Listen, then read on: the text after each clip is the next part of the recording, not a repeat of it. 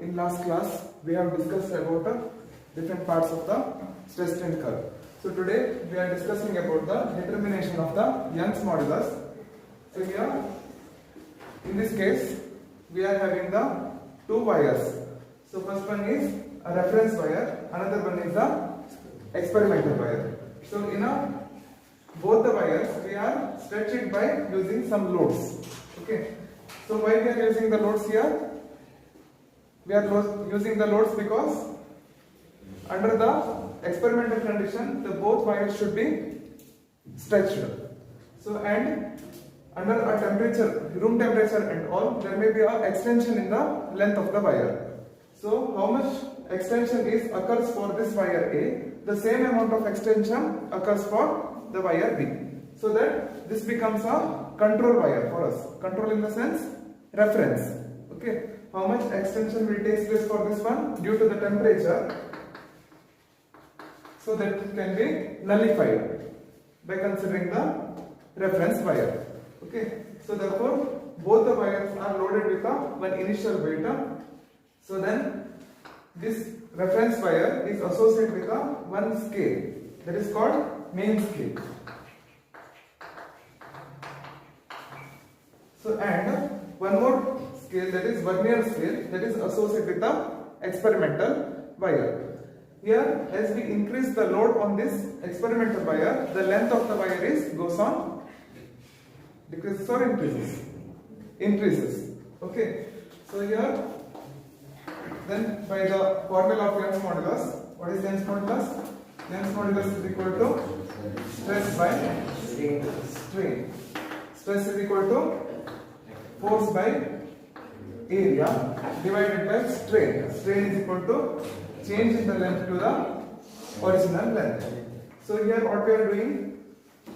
So by adding the weight. So at that time we can find what is the mass we are introducing in the experimental wire. So from the mass we can find the weight, right? So W is equal to M into G. If we know the mass, if we multiply the value of gravity, at the time we are getting the value of weight or load applied to this wire. Okay. So here from that we can find the value of F, and area of cross section of the wire we can easily find by using the screw gauge.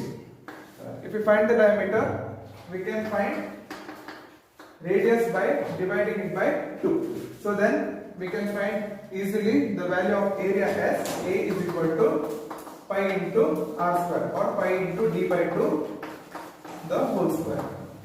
So this value of area we can find, and force applied that we can find by knowing the value of mass. From mass we can find the value of weight.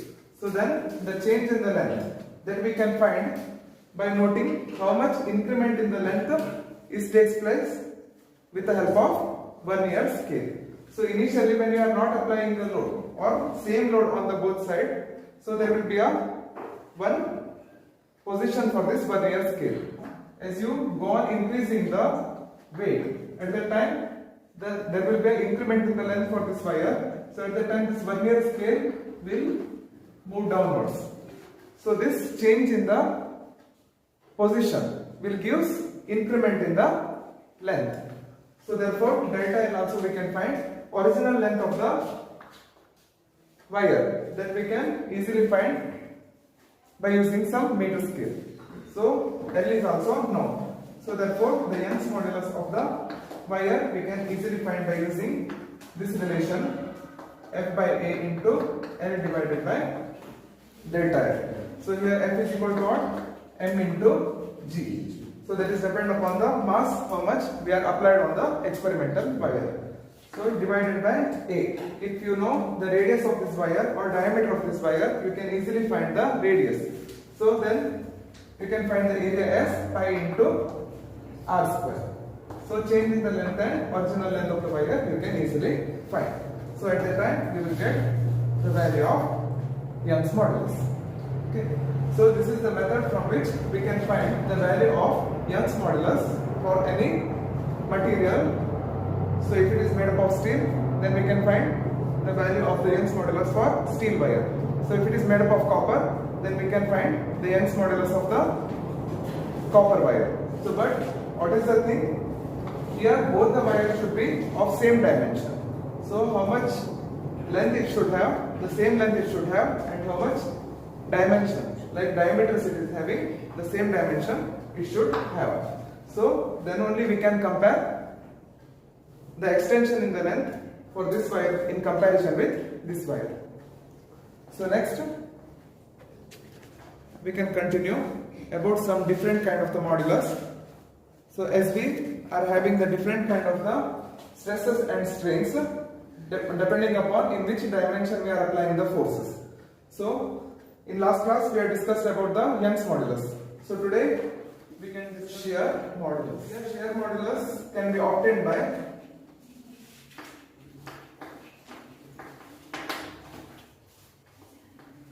shearing stress to shearing strain. So if you are having any square like dimension, if you apply the force to the any one of the edge, at that time there will be a displacement of this edge through a certain angle. Suppose theta be the angle through which it is shifted. Okay. Suppose I am taking this as A, B, C and D. So after applying the force in one edge, that is AC edge, so at that time it will displace us through an angle theta. Suppose the length of this edge AB is L and this displacement is delta x. Then the value of displacement theta. So we can find by using the formula tan theta.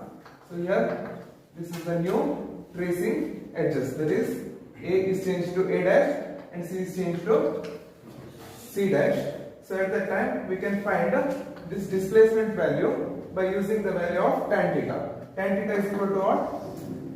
Opposite divided by adjacent. Opposite side in a triangle A dash and B. Here this edge is make an angle 90 degree. The edge AB makes an angle 90 degree with the edge A dash. So therefore we are getting what? Tan theta is equal to opposite divided by adjacent. Here the opposite side is dx or delta x and adjacent side is L. So for the small value of the deformation like angles, so suppose theta is 0.01. So at that time tan theta is again nearly you are getting as 0.01 like that. So therefore in such cases theta value is nearly equal to tan theta value. So therefore I can take the tan theta is nearly equal to what? Theta. So here tan 0.01 value is nearly equal to 0.01. Therefore tan theta is nearly equal to what? Theta. So this is holds only for the small deformation. So therefore theta is nearly equal to delta x by L. So this gives what? Shearing strain. So next shearing stress. What it will give? Shearing stress is equal to how much force is applied per unit area side. Okay. So therefore what we are getting, the value of shearing modulus is equal to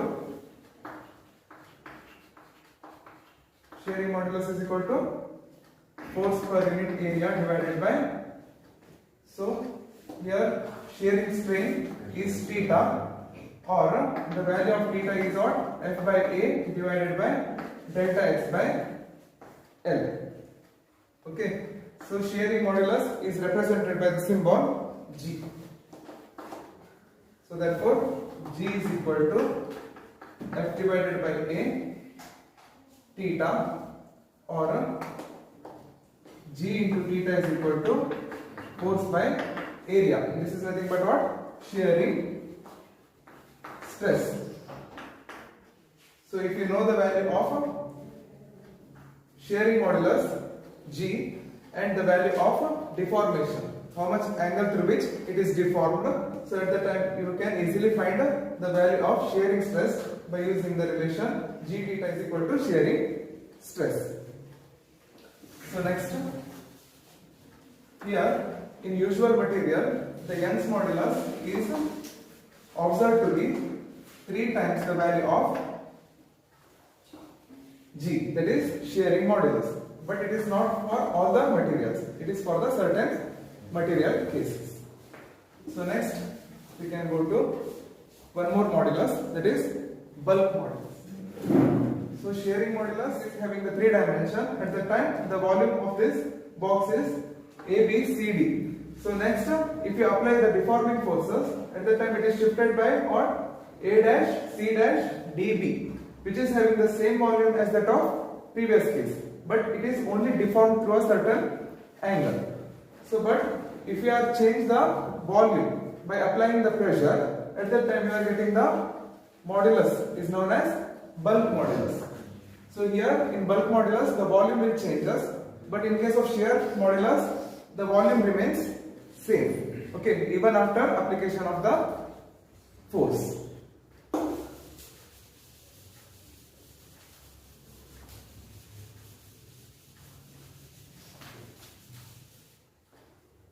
Bulk modulus is given by the formula. Bulk modulus is equal to volumetric stress divided by volumetric strain.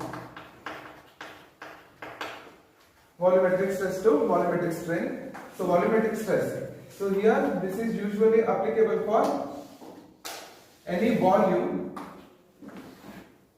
which is under the influence of the fluids.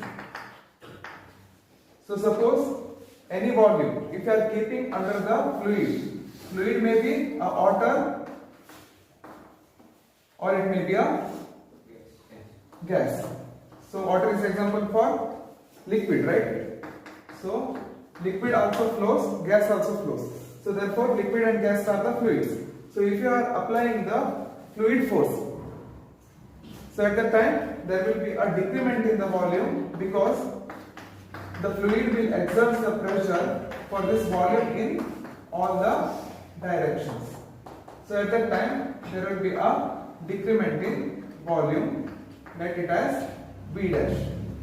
Okay. So here by the application of the fluid pressure there will be a decrement in volume. So therefore the bulk modulus is given by minus P. Here P is the fluid pressure divided by volumetric strain. Strain is nothing but delta V divided by V. Change in the volume to the original volume. Here by the application of positive pressure there will be a decrement in our volume. So therefore it is associated with the negative sign. So every bulk modulus it should have negative sign, but for a practical purpose we are representing the bulk modulus by the positive sign itself. So bulk modulus is represented by the symbol B. So we are having 3 kinds of the states. First one is solid state, liquid and gas. Solids are usually having the highest bulk modulus value and the gases are having the least bulk modulus values. So but one more physical quantity we can define a value of bulk modulus, that is called compressibility. Here this compressibility quantity which tells through which amount the either the solids or liquids or the gas is compressed. Okay, here compressibility is inversely proportional to what? Bulk modulus. So as our solid, as I discussed here, solid is having the highest bulk modulus, it is having the least compressibility. So but gases are having the least bulk modulus, therefore it is having the maximum compressibility. Why this is? Because the solids are already arranged with the atoms which are very near. So to make further compression, we require very high amount of the force. So therefore, its compressibility is very less. So in case of the gases, atoms are having further provision to make it compress. So therefore, the gases having the more value of compressibility. Okay. So next, we can continue with the application of mechanical properties of solid.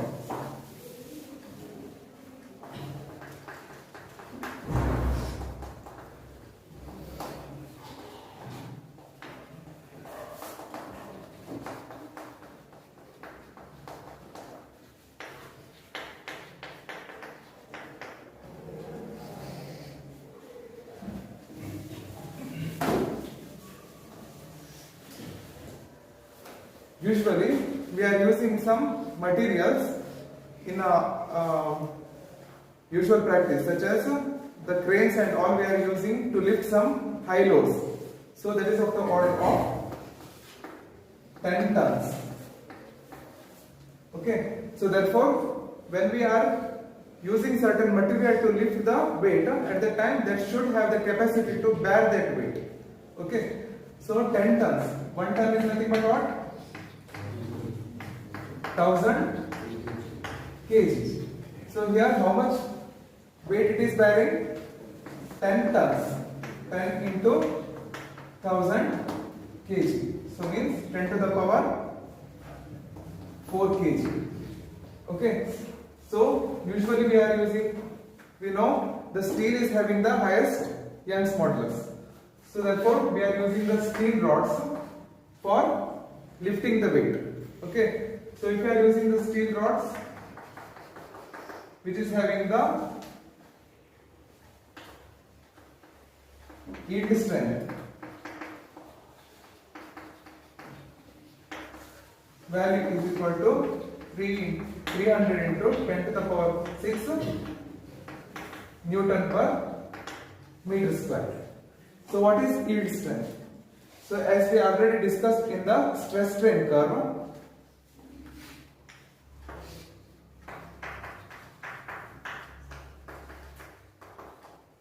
so as you increase the stress, there will be an increment in the strain. So next what happens? This will continue up to a certain limit within a proportional condition. So where stress is proportional to strain. So such limit is called what? Hooke's law, proportionality limit. Okay. So under Hooke's law, what happens? Stress is proportional to strain. So means if you remove the stress, again you are getting the original dimension, that is strain is also 0. Okay. So next, if you further increase the load, what happens? The body behaves, that will be goes away from the proportional limit. So but still it is having the elastic property until certain point. Okay, that point is called elastic limit, or this is also known as yield point. The corresponding stress value for this yield point is called yield strength. Okay, so means the body will behave elastically finally up to point B. The corresponding value of stress is called yield strength. Yield strength represents the value of stress as I told. So it is nothing but that is force per unit area. Okay, force is nothing but what? Load applied divided by area. Okay, as they are already given the yield strength for the steel, you are getting as 300 into 10 to the power 6 Newton per meter square is equal to weight. How much weight it should bear for the steel rod? That is equal to alpha is equal to m into g. Here weight is 10 to the power 4 kg into gravitational is 10 meter per second square. So that is nothing but 10 to the power 5 kg meter per second square. Kg meter per second square is nothing but Newton. 10 to the power 5 Newton. Okay, therefore yield strength is equal to force divided by area. So weight is how much for us? 10 to the power 5 newtons divided by area. So area is equal to 10 to the power 5 newton divided by 300 into 10 to the power 6 newton per meter square. So but area, as I already know, the area of cross section of the wire is pi into r square. So pi r square is equal to 10 to the power 5 divided by 300 into 10 to the power 6. So this is nothing but what? I can solve it for r square. R square is equal to 10 to the power 5 newton divided by 3 into 10 to the power 2 into 10 to the power 6. So it is nothing but 10 to the power 2 plus 6 newton per meter square. Here pi is there. So when you are bringing this pi towards the denominator, at that time it becomes 3.142 with r square. R square is equal to 10 to the power 5 newton divided by 3 into 10 to the power 8 into 3.142 into newton per meter square. Here 1 newton gets cancelled. So you are getting the value of 10 to the power 5 into 10 to the power minus 8 divided by 3 into 3.142 meter per meter square. Or R value, if you are solving, at that time you are getting the value as nearly 1 centimeter. Okay. So therefore, to bear the weight of 10,000 kg, so your wire should having the radius of what? R is equal to 1 centimeter. Okay. So therefore, when you are lifting the weight, we are usually using the string or the steel rod, which is having the radius of usually 3 centimeter, because we have to escape from the hazardous condition. Okay. So because if we are getting 1 centimeter means if we are directly using 1 centimeter, there may be a chance of breaking of the string. Okay. So to overcome that one, we are using more radius of the steel wire as nearly 3 centimeters. So it should bear 10,000 kg. Okay. So this is about the application. By using the elastic modulus or the idea of elastic modulus or Young's modulus, we can easily find the radius or what is the dimension of the rod we need for lifting the weight of the heavy objects, such as in the order of 10 tons or 20 tons, like that. So here one more thing we have to observe, that if you are directly use the rod of 3 centimeter, it is not having any mechanical properties, so it is not flexible. So therefore, a small thin strings of the steel that we are used and that they are graded to make a one rod. Okay, like a pigtail. So finally, it will having the flexible property, so through which we can lift the weight. Second application is when we are considering the bridges. So here, when we apply the load at the center of the any beam or any rod, there will be a certain depression in the center of this beam. Okay. So here, how much depression will occur? So that is represented by the equation delta is equal to W L cube divided by 48 y into Ig, where Ig is a geometrical moment of inertia.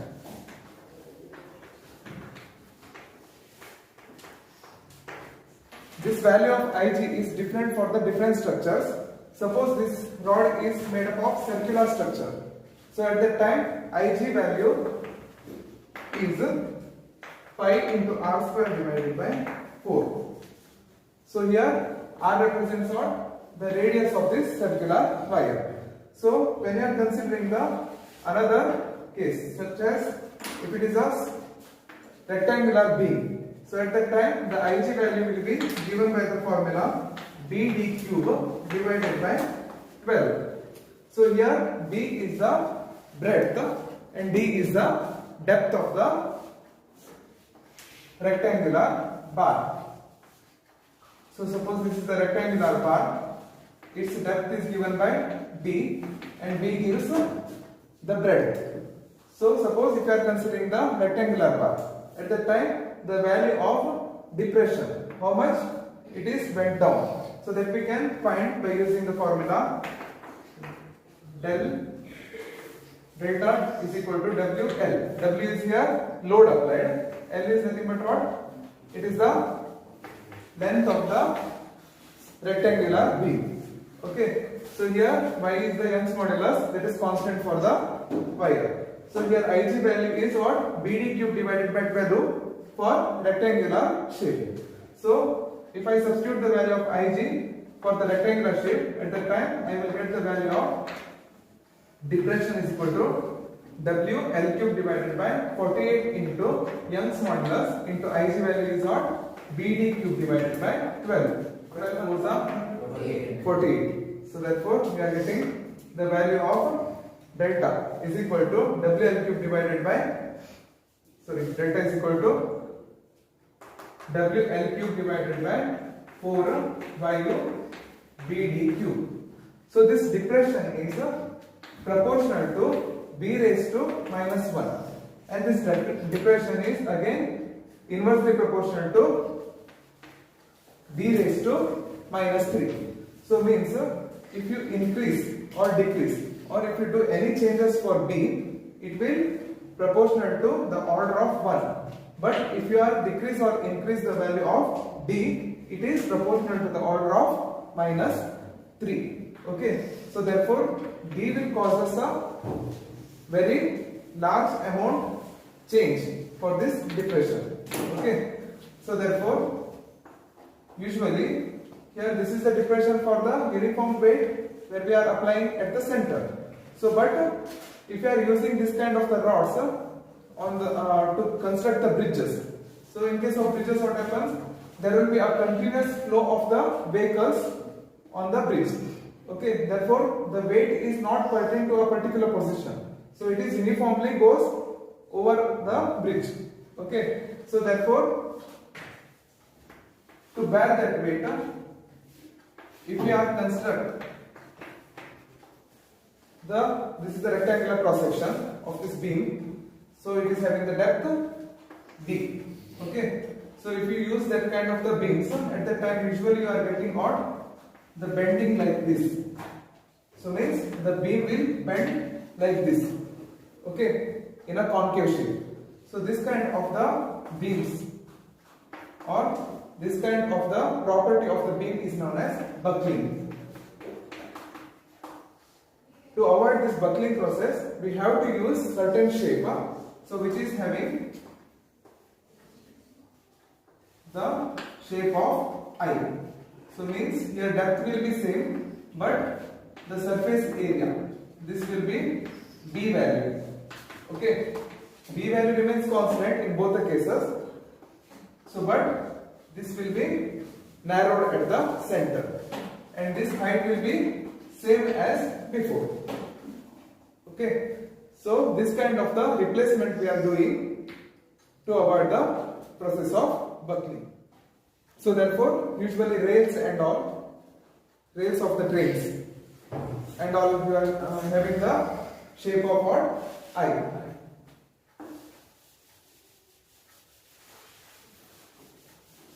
So next, the maximum height of the mountain. There is a last application.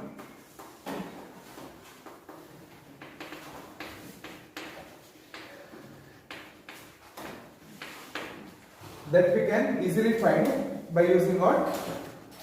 Having the knowledge of Young's modulus or bulk modulus or shear modulus property of certain materials. Actually, mountain is made up of what? Rock. So therefore, we should know the modulus of a rock. The rock is having usually the granular shapes. Okay.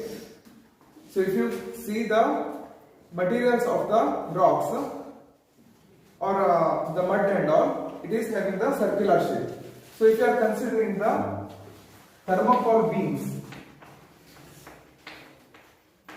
thermocol beams means the beads like thermocol structures will be there. So white color beads, thermocol beads are there. Okay, so that is called thermocol beams. Okay, if you apply little force on that, what it will become? It will bend like this. This means that there will be a shearing strain on the thermocol beams. In the same way, the rock granules are also have a certain inherent property to withstand the applied force. That is represented by the shear modulus of the rock material. If the applied force is greater than the shear modulus of the rock material, then the rock material will deform, as I showed in case of thermocol beams. Finally, there will be an imbalance in the arrangement of the rock granules, and then the mountain will collapse. Therefore, we should know the shear modulus of each particle of the rock to calculate the maximum height of the mountain. The value of shear modulus of rock is given by 30 into 10 to the power 7 Newton per meter square. So this is the value of shear modulus of the rock. Here in case of mountain, there will be a heap of rock particles which are arranged in this form. So suppose this is the mountain. Here the rock particles, if you are seeing it in a microscopic view, the rock particles are arranged one over another in this form.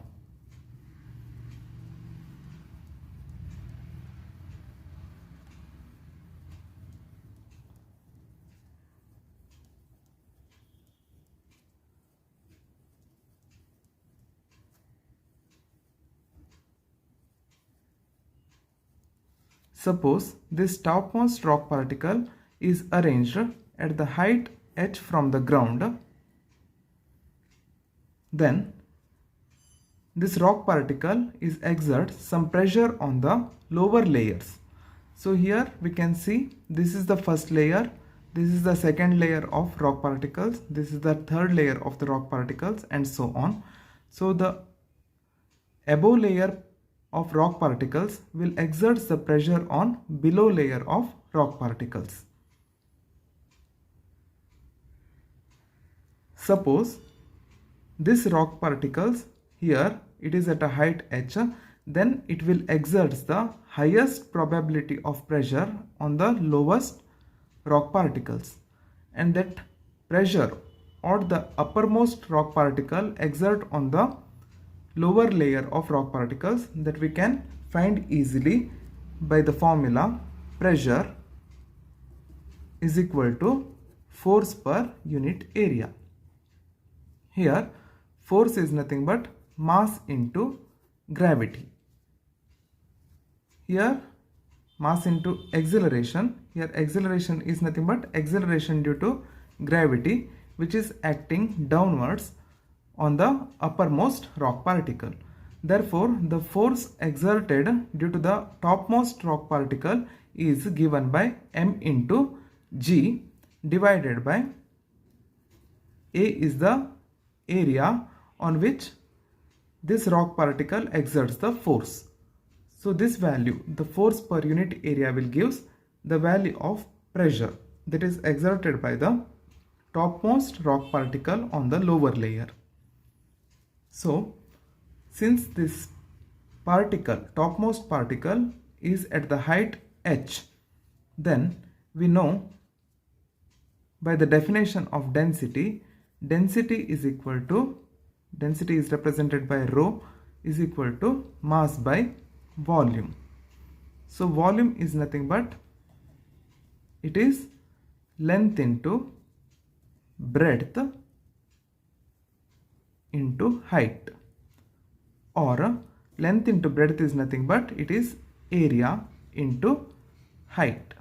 So therefore volume we can represent as area into height.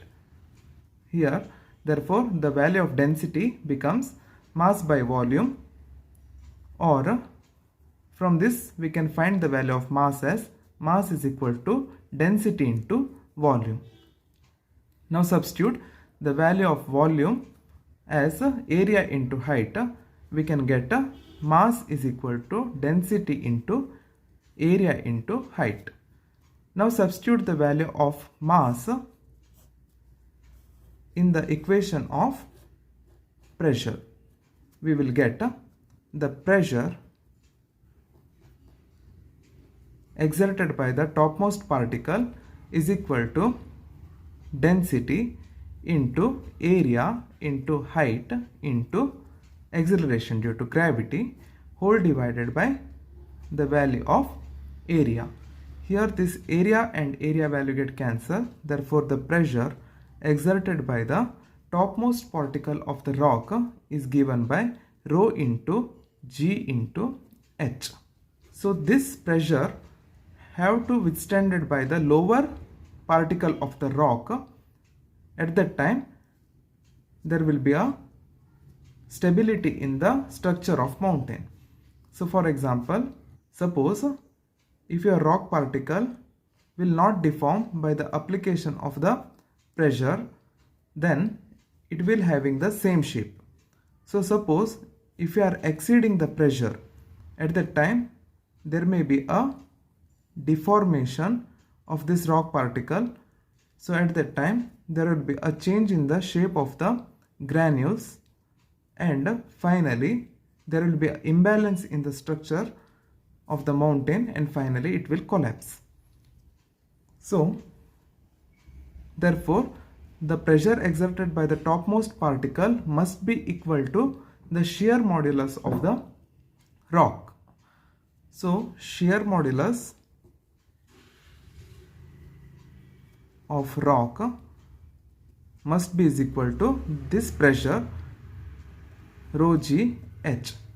If suppose this shear modulus of this rock material withstand this pressure exerted by the topmost particle, at that time there will be a no change in the structure of the rock material and it will stay like that. So therefore shear modulus of the rock material we know as it is 30 into 10 to the power 7 Newton per meter square, and density of the rock material is given by 3 into 10 to the power 3 kg per meter cube. 3 into 10 to the power 3 kg per meter cube. Value of acceleration due to gravity we know, that is 10 meter per second square into height. So therefore the value of height needed to withstand the pressure in such a way that there will be a no change in the shape of the particles of rock. So that is given by h is equal to 30 into 10 to the power 7 Newton per meter square whole divided by 3 into 10 to the power 3 kg per meter cube into 10 meter per second square. For this substituted values, so at that time we will get the value of h as nearly 10 kilometer. Therefore here the topmost rock particle must be at the height of 10 km, then it will gives the pressure on the lower rock particle such that it will not exceed the shear modulus. So if you keep one more material above that one, at that time it may exert more pressure because the height is more than this peak value. So at that time this rock material may exert additional pressure on the lower layer of rock particles. At that time there may be a change in the shape of the rock material in this way. So then what happens? There will be an imbalance in the lower layer of rock particles, which will leads to the imbalance of the whole mountain, and finally the mountain will collapse. So this value of a 10 km height is very large amount compared to the height of the Mount Everest. Here one thing we should note it down, that the applied pressure from the topmost rock particle on the lower layer of the rock particles of mountain we are considering is equal to shear modulus, not it as bulk modulus. Why? Because suppose this is a rock particle, here the applied pressure from the topmost rock particle comes only at the top surface of the lower layer of rock particle. So when the force is exerted on the opposite sides of the rock particle or opposite sides of the dimension, that leads to a shear modulus. However, in case of bulk modulus, the pressure is exerted on the rock particle uniformly from all the direction. That leads to uniform shrinkage of the volume of rock particle without changing in the shape of rock particle. So here in this case that will not happen. So here the force is exerted at the two surface, not in all the direction for the rock particle. So therefore in this case we are equating the maximum pressure that withstand by the lower rock particle must be equal to the shear modulus. So therefore the maximum height of the mountain also we can find by using the knowledge of modulus of light. Next, Poisson's ratio.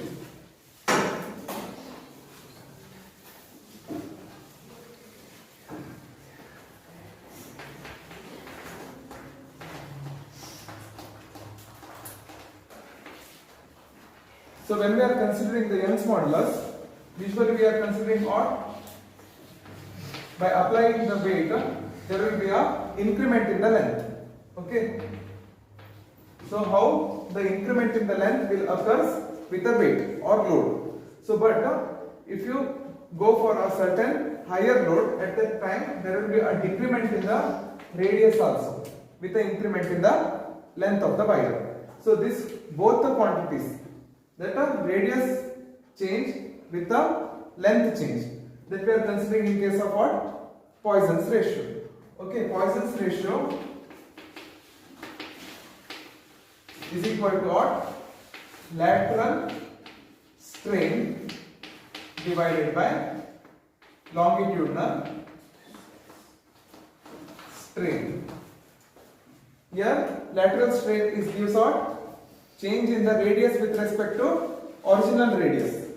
So means with the application of the load, how much decrement in the radius occur? Suppose delta R is the decrement in the radius. As I had told, with the increment in length, there will be a decrement in the radius. So therefore, I have to assign negative sign for decrement in the radius. Okay, decrement in the radius to the original radius, and with the increment in the length. So it is having the positive value. Increment in the length with respect to original length. So therefore Poisson's ratio is having the value of minus delta R divided by R divided by delta L by L.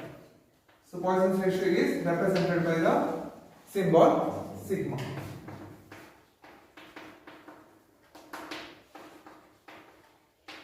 So So here we can also find the relation for diameter also. Okay, we know the relation for radius and the diameter.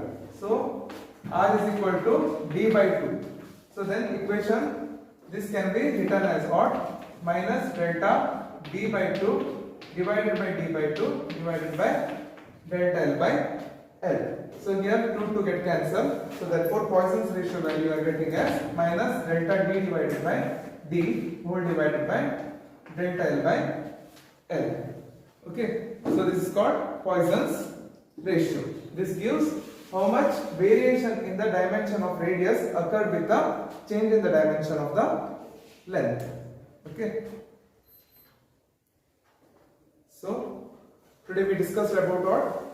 How we can experimentally find the value of Young's modulus, and another one is we studied about the application of mechanical properties of the solid, and finally we discussed about the Poisson's ratio. In next class we discuss about elastic potential due to the application of the weight. Okay, thank you.